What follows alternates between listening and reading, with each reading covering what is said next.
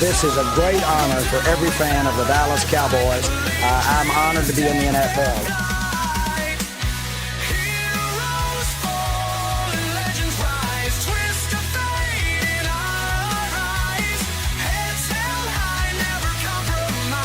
What can I say? Mamba out.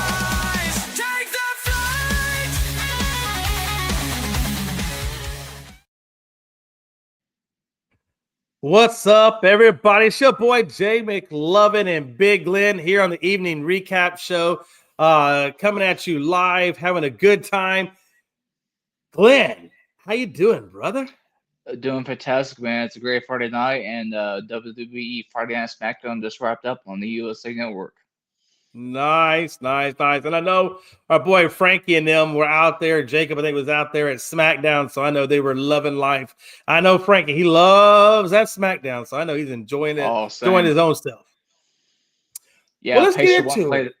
Yeah. Okay, go ahead. No, go ahead, Glenn. Yeah, I was gonna say Pacers wasn't played tonight, so need a little bit of change of pace. Hey man, I know.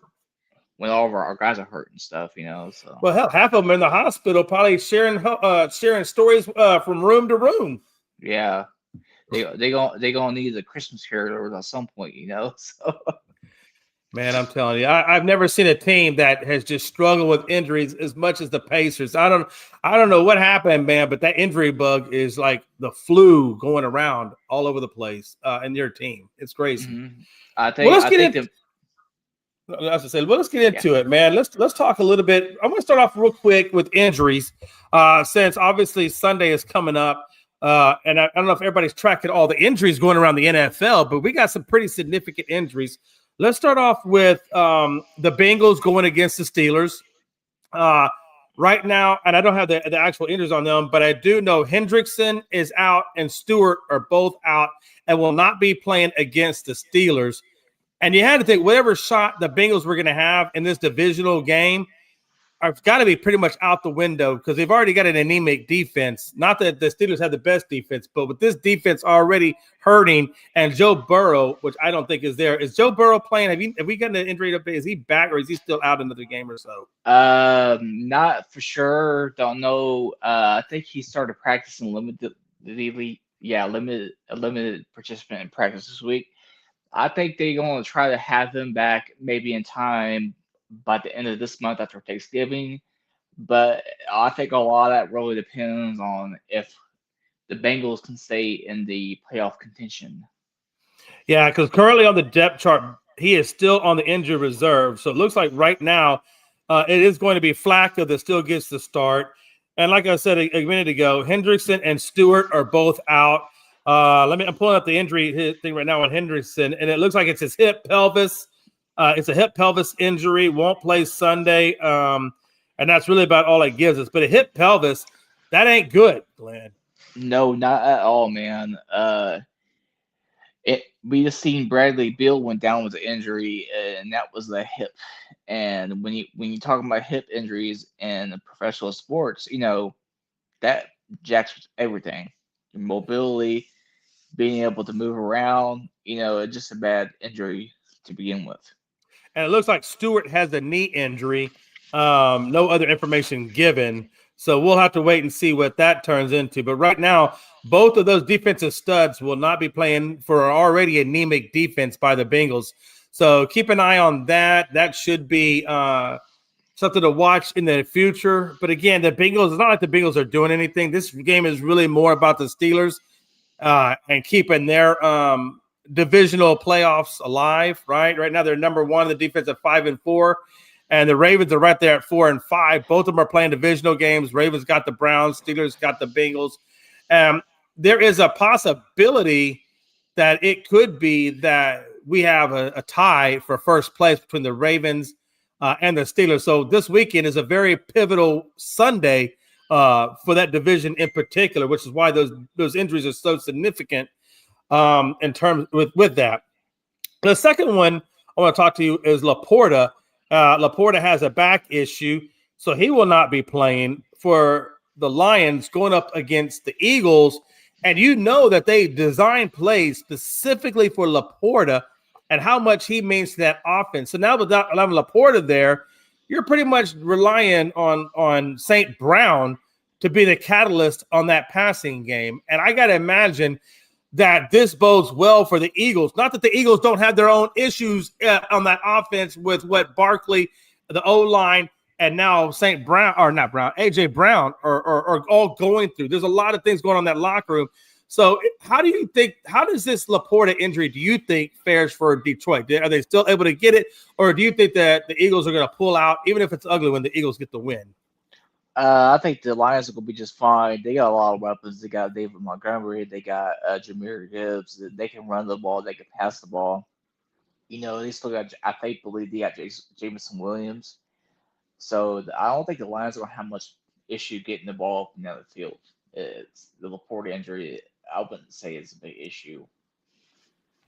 And then the last injury I want to talk about, which I don't think this is going to have an effect on the Broncos as much as it will the fantasy owners. This guy in particular, with J.K. Dobbins. Yes, J.K. Dobbins' foot injury appears to be significant enough that they're looking at 3 starts, possibly a month of missed time. But again, when you got a guy like Harvey that's coming up right behind who has had pretty good success on this team, I don't think it really affects Denver as much as it does, like I said, the fantasy owners. My question to you, Glenn, is you got to think if you're J.K. Dobbins and you're going to miss a month, how does that bode for job security and keeping that starting job if Harvey balls out? It puts him in danger, that's for sure, man. I mean, if I'm J.K. Dobbins, I mean, and he's really, really good. But I think that if Harvey balls out, I think we're going to see even more when Dobbins does come back. I think now he's going to lose a lot of reps to Harvey if he balls out. I think they're going to really ride the hot hand there in that game. And whoever has the hot hand, kind of like what they're doing over in Chicago with Swift and Monange, however you say that guy's name. Ben Johnson's already said he's riding the hot hand. Oh, absolutely. And it's getting good up there with those guys because they got Odunze having good games right now. Yeah, and if you're a fantasy owner, the last thing you like to see is committees. You like to see a good starting back role, to get those fantasy points. So I never like to see running back by committee, even though it is beneficial for the team. It's not really always beneficial for fantasy owners, and I hate to be, greedy like that, but you know how it is. It's been running back by committee for my fantasy team since like week freaking 2. I don't know how I managed to stay in the playoff hunt after all that. Yeah, and it just seems across the NFL as a whole, there's really been a lot of injuries this year. A lot of significant injuries. I think it's just the way things are, man, and MetLife Stadium, I know it has had issues with the way the field is, so, and Scalabo tore his ankle up on it, I do believe, so. Yeah, it sucks seeing Scalabo go down. I really love his injury. I mean, his enthusiasm or passion. I don't really love his injury. I don't know why I said that. My bad. But you probably love his injury because it jacked me up a little. It put me back a couple weeks, but I've recovered enough. So I really had buyer's remorse when I gave you him for Ertz because I didn't think he was going to play that much of a role. I thought he might be kind of like an every now and then guy. And then when he took off, I was like, man, it would be me that would give to me somebody decent, then he goes down with injury, but I've recovered enough. So, well, I told you should have traded him back to me before that injury went down for Ertz. If you'd have done that, you'd have got Ertz back. But you're. I still got Goddard though. I haven't really needed much because I put in I got Kilo back too. So. Yeah. And so obviously, and now I see it here. It says left tackle Jackson will play amid the lawsuit allegations for the Rams. So it looks like they're going to be able to keep Jackson in the fold, even though he has that lawsuit going on. So that is good news for the Rams, and probably, I guess, good news for Jackson as well while he goes to that lawsuit. So absolutely. Yeah. I'm sure he may have a suspension pending from the league because you know how the commissioner is. They'll do their own investigation to decide if he's going to be serving any game number of game suspensions. And also, since we're talking about injuries, there is one good note for us Cowboys guys. It looks like on Monday against the Raiders that we will get some defensive help. It looks like we're going to get the Marvion Overshawn. I never can say that guy's name Overshawn. right. But basically, we're getting Overshawn back, and we're also getting cornerback Siobhan Ravel Jr., that rookie that we drafted. We'll be getting him back. Also, again, we're going to be having Quinyon Williams and linebacker Logan Wilson available for this game. So we're going to be getting a lot of defensive help because you know how bad we've been on defense, Glenn. We're going to get a lot of defensive help. Not that we really need it. I don't think so much against the Raiders, but I think in future games after the Raiders, this should play. And I think this is a really good tune-up game to see what we have in those guys before we start facing more of the divisional components and things of that nature as we get more into the season. Who do we play on Thanksgiving? Do we play Washington again? That's a good question. Or is that Kansas City? I can tell you that right now. It looks like we have. So we got Vegas, obviously, and then we get Philly on the 23rd. That's just something for Thanksgiving as the division. And then we get Kansas City on the 27th. Yep, both of those are at home games. Yeah, that Chiefs game Thanksgiving. I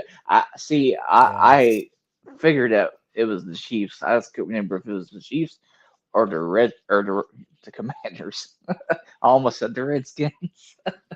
Oh, hey, listen. President Trump says it's the Redskins. I'm going to say it's the Redskins. Hell with it. Shit, yeah. Hey, what did you think about St. Brown having to apologize for doing the Trump dance in the end zone? I loved it. I was like, why are you giving this guy such a hard time? I mean, come on, have fun, right? Isn't the Trump dance the same thing as the Pee Wee Herman dance or whatever? I don't care. Yeah, exactly. I mean, it just is one of those things, man. I don't have a problem with it. I don't know why anybody else should have a damn problem with it. I mean, why are we getting so damn political? Let the man have some fun. He even said if it was a different president, whatever dance they did, he'd do that dance too. So, I mean, come on. Let's just have some fun and not get so damn worked up over a damn celebration in the end zone. Let the man have some fun. Come on. I ain't got a problem with it. Moving on real quick though. The title of the show. Hey, before we continue, Chris did tell Inbox about 7 minutes ago, said he's on his way home, and if we're still on, he'll be on. So he's probably out door dashing. Hey, gotta make that money, killer. I wish he'd come DoorDash me some free food. I'm tired of paying all this DoorDash money. Yeah, I stay away. I try to stay away from that. I think I may get Uber Eats or DoorDash maybe once a month, and it's usually on I buy one get one free deal. Why are you even doing Uber Eats anyway? You live in like the downtown Indy area. You can't tell me there's not a crap ton of restaurants or dives or whatever around where you live that you just can't take a little stroll over there too. Come on, I rather have some of the stuff that's on Uber Eats than some of the stuff that's near me. Is it that bad? Money wise, it could be like I could save about 10. Oh, so you're saying that the restaurants around you are fairly expensive? Yeah, they can be. Yeah. Well, I mean, it is downtown. I don't know if anything's ever cheap in the downtown or even a midtown type of environment. The only thing I jack with that's even on my block is Dollar General. So you know where that's at. Hey, listen. How about that Dollar General, baby? Because if you want a budget, Dollar General will save your butt. I can tell you that for a fact. It saves my butt. I love Dollar General. I don't care what they say though. I go to the Dollar General. I ain't never think nothing just for $1. I'm still waiting for a dollar, on there. I always say it's like a $2, $3. I thought it was Dollar General. I thought we were supposed to pay $1. I don't get the whole Dollar General, but it's still cheap, so I'm still going to buy there. Oh, absolutely, because the grocery store that's by me is pretty expensive, so it's actually a real grocery store. So yeah, nice. No, it's not a real grocery store unless they sell beer. Let's be honest. They got one hell of a selection over there, Jay. You probably would like it. Yeah. Good times. All right, look, I want to talk about this Penix thing, and then when Gonza makes it in here, I will circle back and get his thoughts on it. But here's the deal: I want to read something super quick. Let me pull it up super fast, and I want to get your opinion on what I'm about to read. And it goes like this. Now, obviously, anybody who saw the press conference that Michael Penix gave, the reporter asked him, so who do you lean on when you need advice or when you need support or whatever? And he clearly comes out and says, well, I go to my girlfriend, or I guess he said fiance, or I turn to my former coaches in college, things of that nature. He never says anything. Hey, let me call you right back. He never says anything about Atlanta coaching staff specifically, or players, or Kirk Cousins. He says nobody. Now, that's what he said. Now, I exaggerate a little bit, but he was a very more calm and stoic way of saying it. But that's the gist of it. Here's what I pick away from it. Man, why is it doing that now? The band's independent. Okay, so this is what Raheem Morris when he chimed in on it. This is what Raheem Morris says. Stop looking for stuff on a young man, Morris said Friday. You don't need this stuff on him. It is what it is, but all those things people do, it doesn't matter to affect this building, which is kind of weird how he said that, but okay. And then he goes on to say, I just feel bad for the kid. I don't want the kid having to deal with stuff that doesn't matter or stuff that's not real. Let his problems be his problems. Like third downs, let's fix those. Don't make up a thing that doesn't exist. Now, let me think for a minute. Let his problems be his problems. He feels bad for the kid having to deal with stuff that doesn't matter. Are you telling me that him not having your support doesn't matter? Is that what we're saying? I don't think it's crazy. Don't you think that's kind of crazy? Kinda, but like I feel like Michael Penix is the kind of guy that would take care of his problems on his own time, and doesn't need too many support systems in that way. So to be successful. But it just sounds the way Raheem is saying it. Yeah, that they don't give him the support. I mean, it doesn't sound like it. Yeah.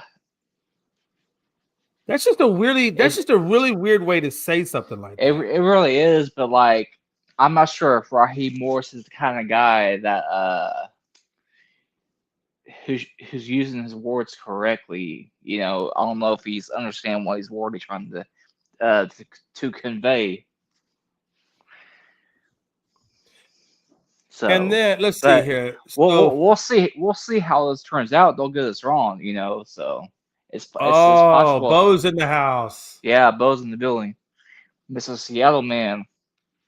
So Bo says that sure sounds like they don't have his back. Yeah, Bo. That's my point.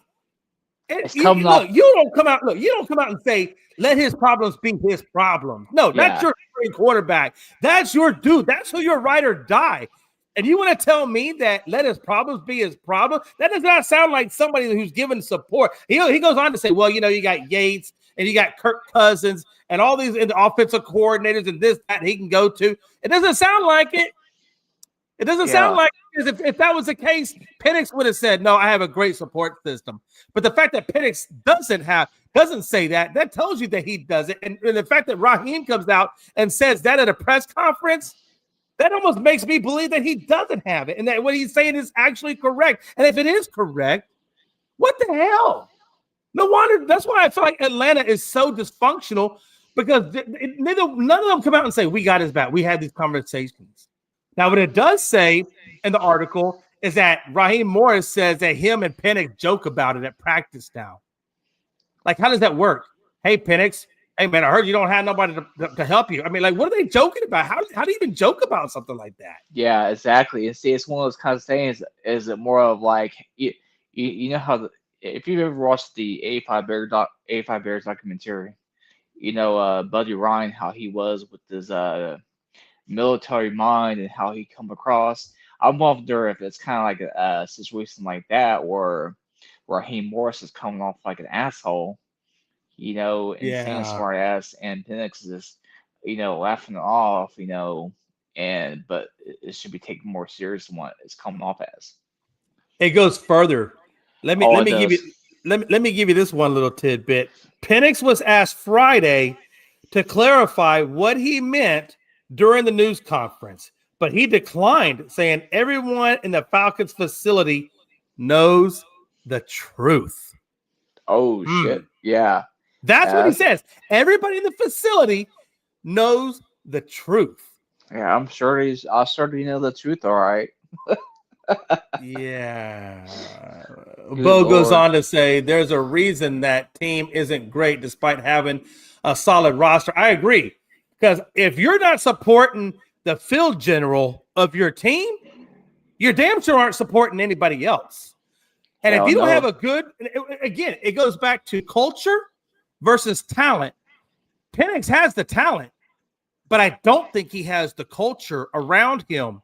And again, Tony said this on the afternoon show a while back that he felt what is more important, culture or talent?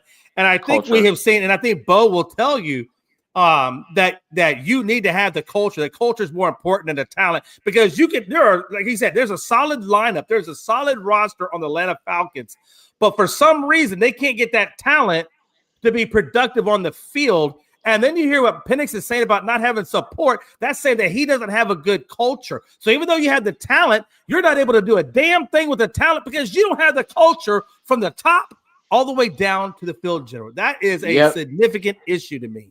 And Bo's gonna love this answer and analogy I'm gonna use for this. You know who has a great culture and has a great system? The Seattle Mariners. I agree with that. I think They all elaborate they on that. like I feel like they got a good team. Everybody likes everybody, and the freaking city's behind them. Like when they went up against Toronto in the ALCS, man, holy shit! Right. Yeah, you can tell that those guys gave a shit about each other.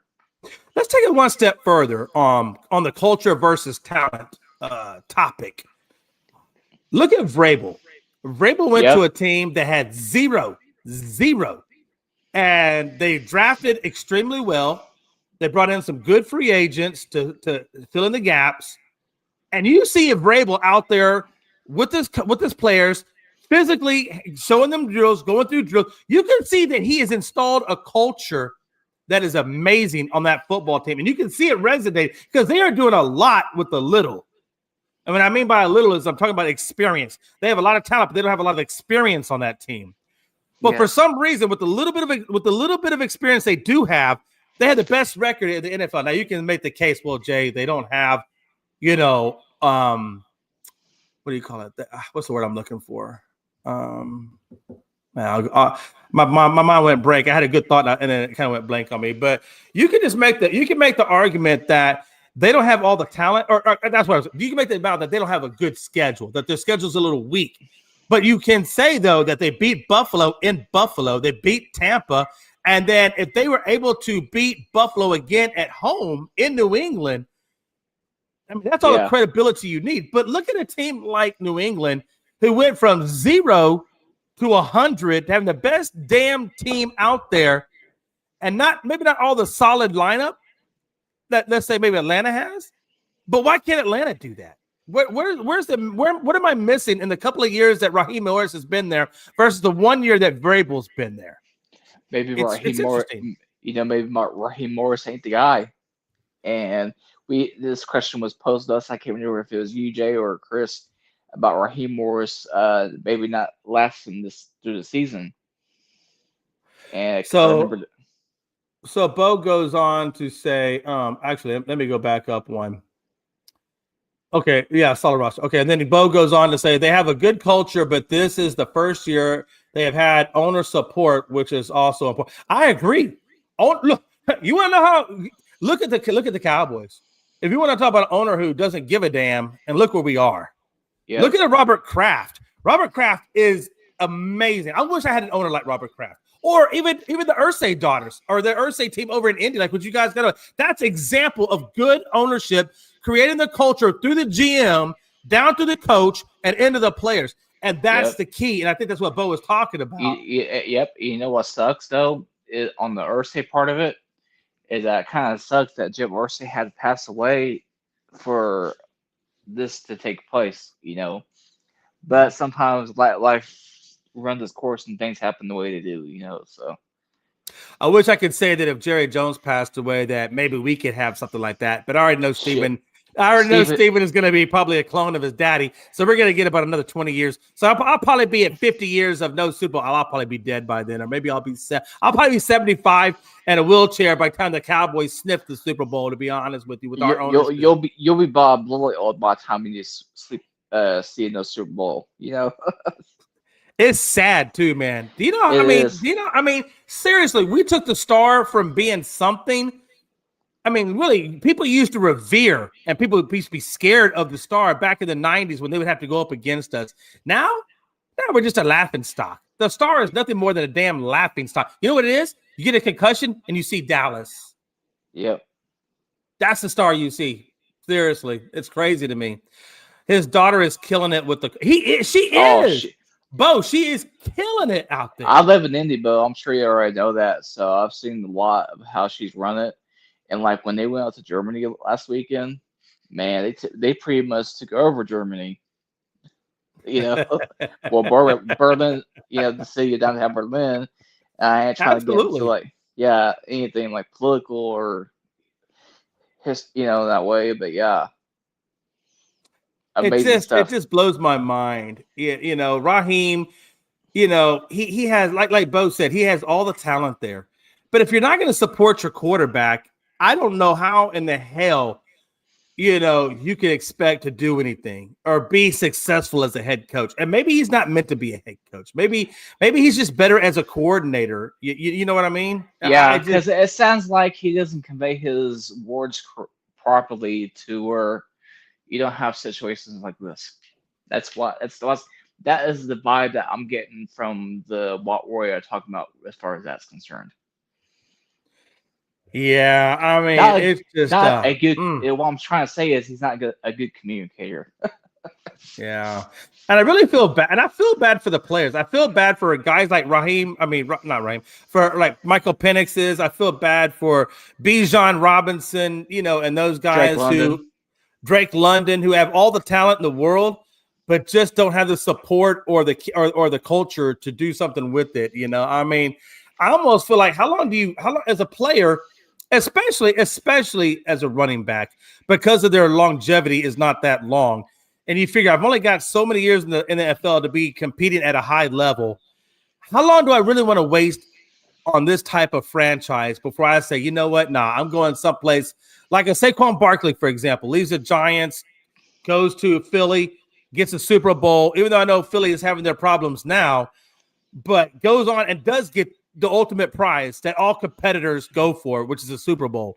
How long does Bijan Robinson give this franchise before he says, you know what, my career is only this long and I want to make the most of it, and I'm not going to waste my time on a culture that's not going to A, support me, or B, put out a competitive product? How long does he before he moves on? If I'm Bijan, at this point, I'm probably looking for an exit door to get on the other team or find a way to another team.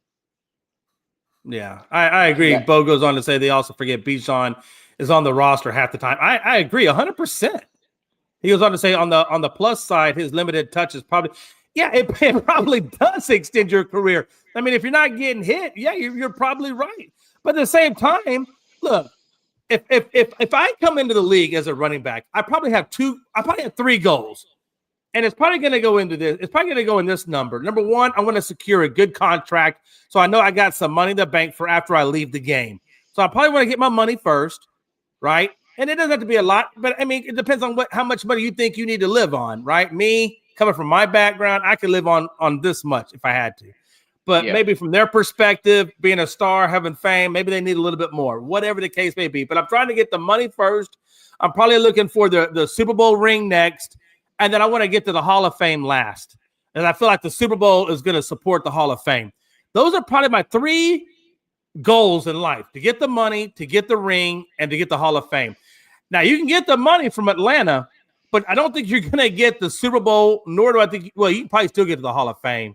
Even without a ring, if he has a good career, he might be able to get there. But like Bo said, if you're only playing half the time, then you're only getting half the reps, and then that can impact your Hall of Fame chances. I don't know. I just feel like if I'm a running back and I know that my lifespan is not that long, I'm trying to get that damn Super Bowl by all means necessary. And if I got to go to a different franchise that's going to support me, then so be it. I just wonder how long Bijan lasts there, or how long Michael Penix will stay in an environment where he's not supported. How long do you think he stays there? Probably not long. Imagine if Bijan went to the Rams. But there's your NFC champion. Oh man, I'm trying to think, where would Bijan go that needs a running back and doesn't necessarily have one? What team? Bo, put that in chat group. What team do you think Bijan would have a good chance at to compete for a ring that needs a strong running back? I feel like the Rams would. Like, I know they got. But they already got Kyron Williams, though. I mean, he's doing a good job for them, isn't he? But he's not doing anything like spectacular, like the numbers that Bijan's putting up. I mean, but I don't know that he has to, though. I mean, they have a great wide receiving core there. They got a great quarterback. They got a great defense. I mean, they have all the pieces. Do they really need that running back to carry the full load on that team, or just a running back that can get enough yards to open up the offense for everybody else? Hey, we would be tickling Frankie's fancy in that way if we said the Patriots and the Patriots. Oh, if they man, could you imagine?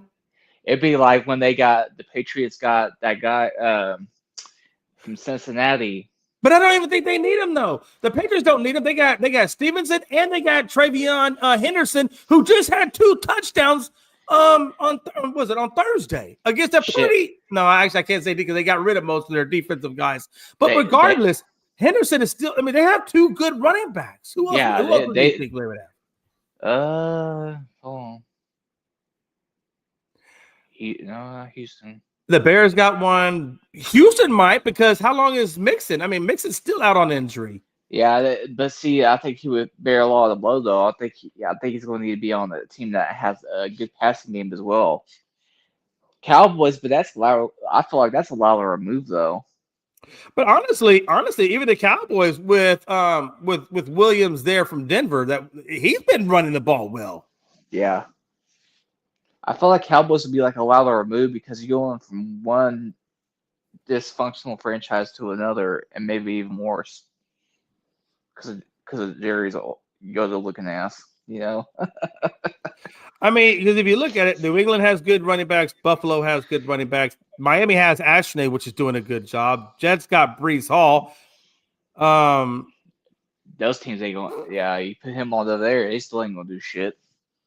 I would say no. You don't want to. Nobody wants to go to Tennessee, so we'll leave that one alone. Minnesota, probably. If they got, you know who it is? No, I got it. You know who could use him? Kansas City. Oh shit! Because they got Pacheco. Don't even joke about that. They got Pacheco and they got Hunt, but neither one of them can run the ball worth a damn. So I think Bijan. Could you imagine Bijan on Kansas City? I don't want to think about it because somebody's gonna find this video and somebody gonna get it to Andy Reid or the Lamar Hunt family, and they're gonna go sign his ass. they're gonna win another 4 Super Bowls. Now, Bo does go on to say the Ravens because the contract will end about the time Henry's does, and I can see the Ravens because the Ravens are a running team. But again, I mean, that would be a match made in heaven, though, too. It would because if you're wanting to run the ball a lot, but then again, how much does Lamar eat into that running a little bit with either design runs or him scrambling? Yeah, I really think. I mean, this is just my opinion, but I think Kansas City. I mean, because now you got a run game to go, which is going to open up the game even more so for Rashee Rice and Kelsey and company. I mean, I really think, God, you put Bijan on the Kansas City Chiefs, and I'm serious. I would rock with that team. I would. I ain't trying to think about that. Man, I'm telling you, right? I mean, dang gum, man. I know exactly what would happen too. I mean, Minnesota, they have Jones, Tampa, but Tampa has Bucky Irving, Carolina, they got Chupa Hubbard. Maybe New Orleans, because how much They longer got is a quarterback. Kamara going to last? They ain't got a quarterback though. That's the downside to them, right? But I think by the time Bijan's contract comes to an end, maybe they will have solidified that in the draft, and maybe who knows? I mean, I don't. Right now they're at 2-8 New Orleans. Could they be in the running for a Mendoza that comes out of Indiana? And could you imagine a Mendoza along with a Bijan Robinson and Olave as your number one wide receiver? And Kellen Moore, that'd be a hell of a good offensive coordinator to be with. You know the most famous thing of all time, man, came out of Indiana, not Indiana University, but Indiana as far as state, is Drew Brees at Purdue University. So hey, they could bridge the gap in that way. Now staying with football, let's slide over real quick to the to college football, and let's talk about the Penn State coaching vacancy that they're trying to fill. They wanted to go for Matt Rule, they wanted to go for your boy Signetti, but obviously both of those guys have linked their extensions, so now they're out of the running. So who does that leave left? And Penn State obviously is there to slide into, and apparently they do have interest in DABOLL, and they also have interest in a couple of other coaching candidates. But you got to remember, DABOLL came out of the Alabama. I think he was a coordinator at Bama in 2017. Yeah. Bo goes on to say DABOLL. Yeah. But think about it. I mean, look, head coach didn't work out too well from the Giants. Could he go to college and try to reinvent himself in college? Now, Bo, I think Bo talked about this earlier on the Coast to Coast show, where you only really kind of get two bites at the apple in terms of being a head coach, and he kind of did one already with the Giants. So the next one has to be a success, or then people start kind of shying away from you as a head coach, and maybe then he only gets regulated to a coordinator spot after that. But they said, let's see here. Oh, that's the wrong one. Let me see here. Okay. So DABOLL was an offensive coordinator for Bama in 2017 when the Crimson Tide won the national title, and reportedly has interest in getting back into the college game. So DABOLL has said he has interest in getting into the college game. He's never been a head coach in college, despite his track record as an assistant. Now, the other names, to be fair, that are in consideration for the Penn State job are Georgia Tech's Brent Kelly, James Madison's Bob Chesney, Oregon's offensive coordinator Will Stein, and Ohio State's offensive coordinator Brian Hartline, and former Northwestern coach Pat Fitzgerald. Now, they did say Penn State came out and said, when you fire a guy like James Franklin, you better nail his replacement.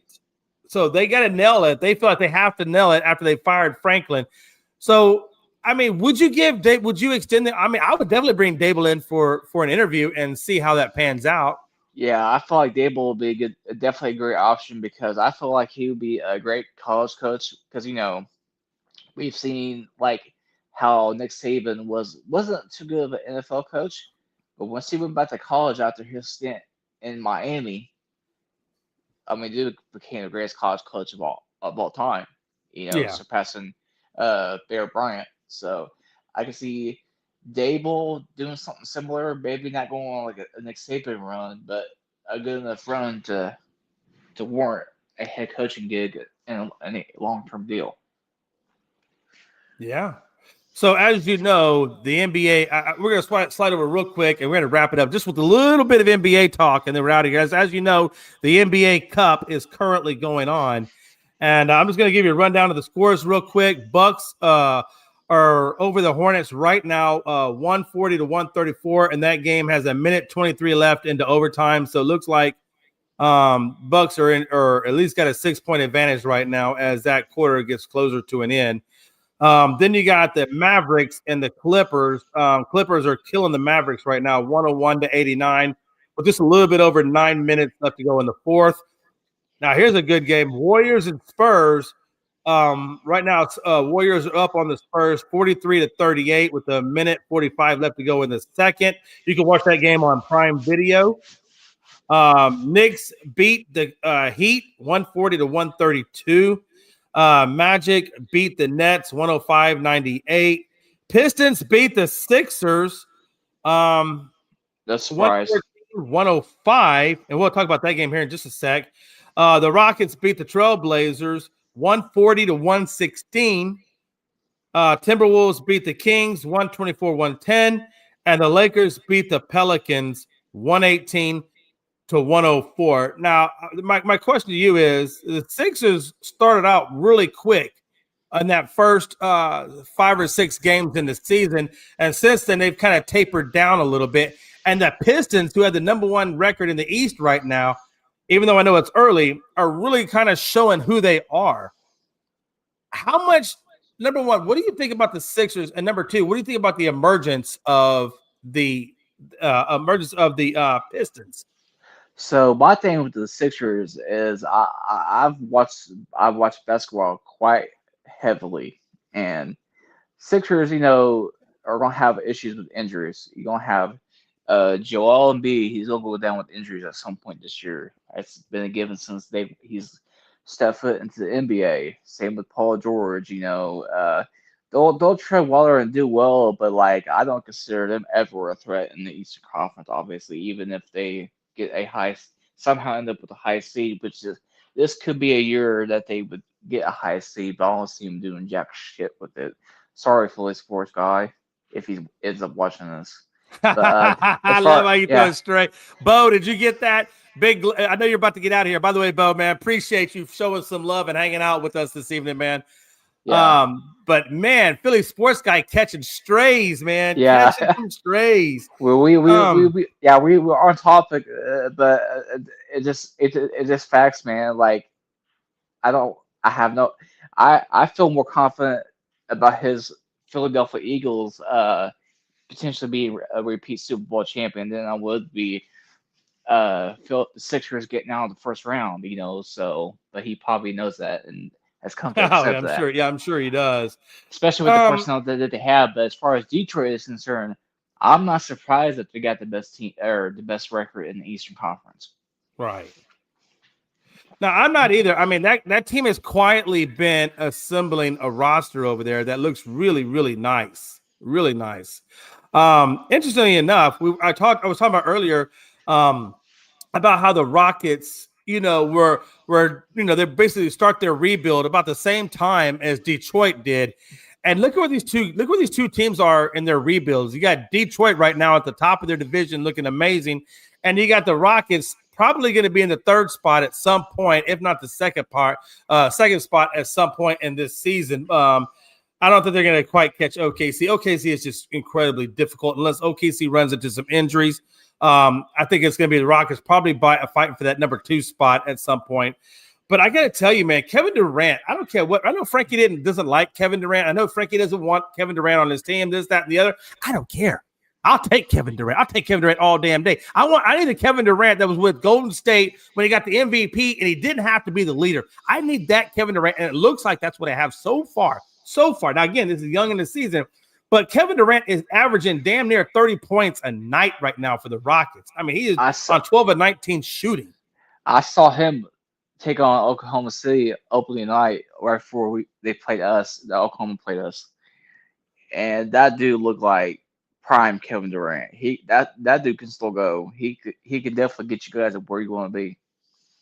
Absolutely, and the biggest thing that I've seen in the Rockets this year that is really, I think it's going to be a huge X factor. I'm going to call it the X factor. The biggest X factor for Houston is their bench. And Reed Shepherd off the bench is averaging amazing. Like tonight he had 13 points, but typically, and even tonight we had 33 points off the bench. We've been averaging anywhere between 25 and 35 points off the bench on a nightly basis. Now, when you're getting those kinds of minutes and you're getting that kind of production off of your bench, by the way, Steven Adams has been averaging close to 10 rebounds off the bench. Just that alone is amazing. He is. I have him on my NBA My Team, man, and I'll always start that dude every day of the week.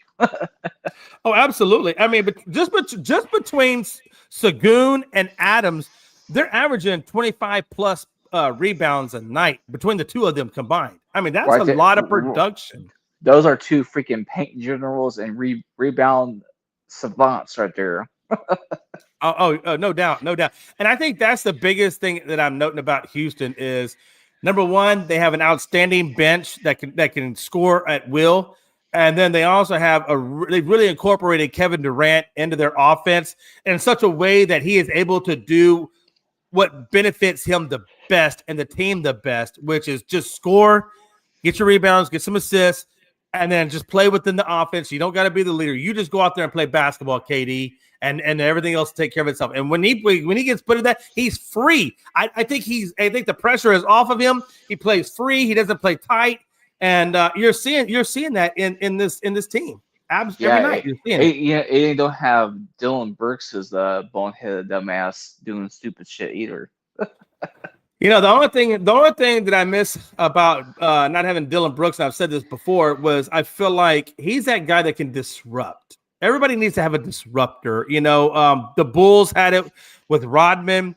The Warriors had it with Draymond Green. And, those teams have always had really well, because you get that guy on the court that messes with you in your mind, gets in your mind, gets, whatever. Defensively, Dylan Brooks was amazing. Offensively, but defensively, and then, like I said, being that disruptor in the game, that's what he was good at. And we kind of missed that. But at the same time, what we got in return is far greater than what we gave up. So I'll take that every day of the week. I really will, man. I'll take it every day of the week, man. So I was watching him during that Phoenix Pacers game last night. Man, he was just overdoing it. It was comical, to say the least. Absolutely, man. Absolutely. Well, all right, folks. I wanted to keep it about 45 minutes tonight, about 46 and some change. I think we did pretty good. We got through everything I wanted to get through. Big Glenn, is there anything that you wanted to talk about that we didn't talk about this evening? Lord help the Pacers. They will be in my prayers. Thank you. I appreciate you, Jay. You're a good man. I do what I can. Don't ask me to pray for the Lakers, because I won't do it.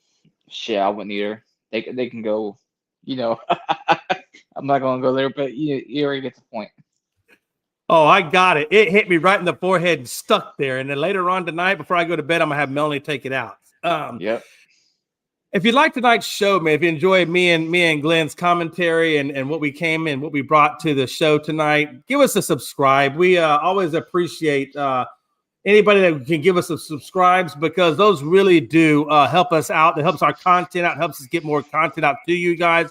And we do appreciate everybody that stopped by this evening, Bo and Frankie and all them. I mean, we appreciate everybody that stopped by and chatted with us a little bit.